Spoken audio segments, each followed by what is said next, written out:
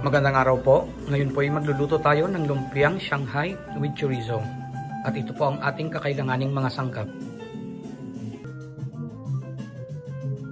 Garlic, salt and pepper, olive oil, chopped onion,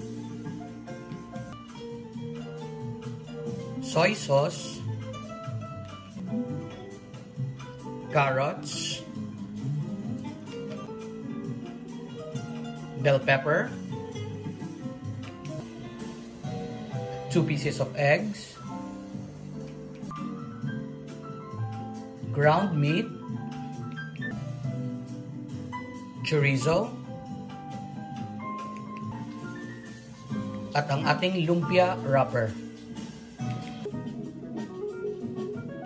Ilagay po natin ating ground meat sa isang mixing bowl. Tapos ilagay po natin lahat ng ingredients.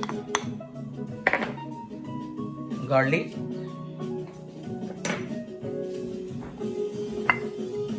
yung onion,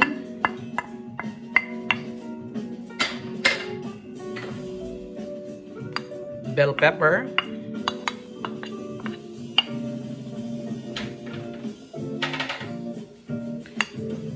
at yung ating carrots.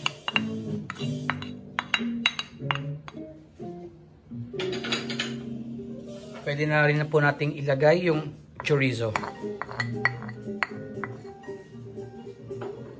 Tapos po, haluin natin hanggang na-mix na lahat yung mga ingredients sa ating ground meat.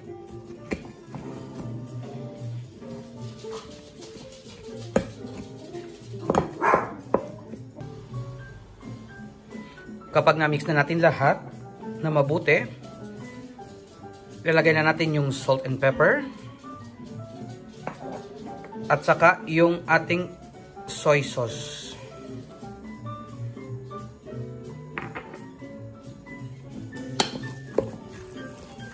Tapos, haluin po natin ng mabuti ulit.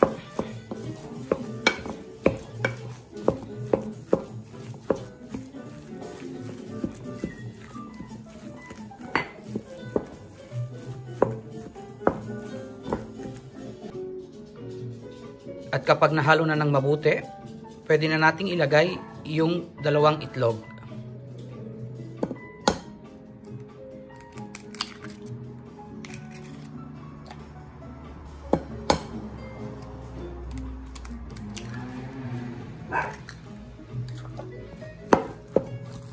Tapos i-mix ulit po natin.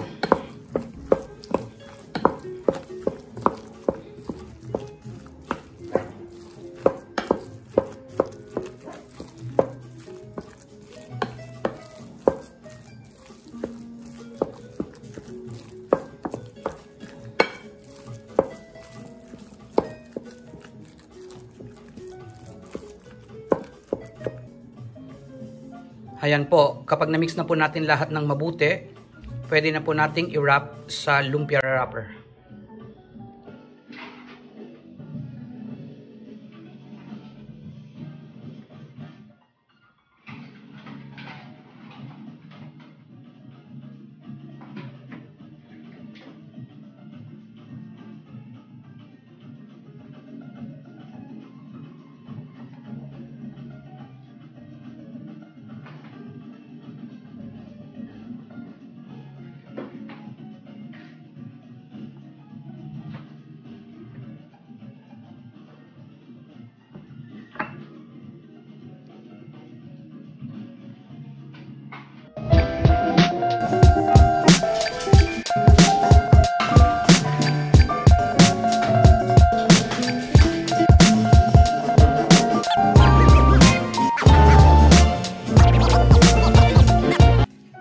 Ayan po, nabalot na natin ang ating lumpia at pwede na po nating iprito.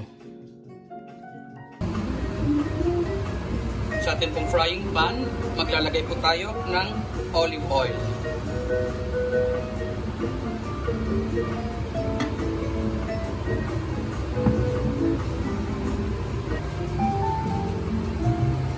po mainit na yung oil, pwede na po nating ilagay yung ating lumpia.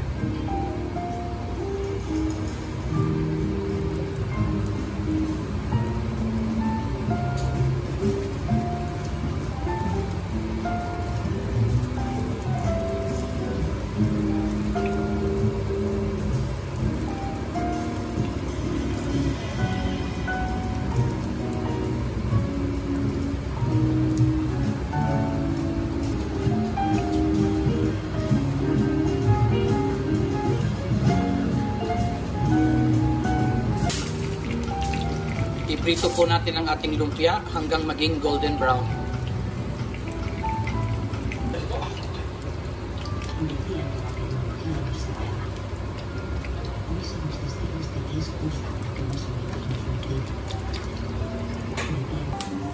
At ito na po ang ating lumpiang Shanghai with chorizo.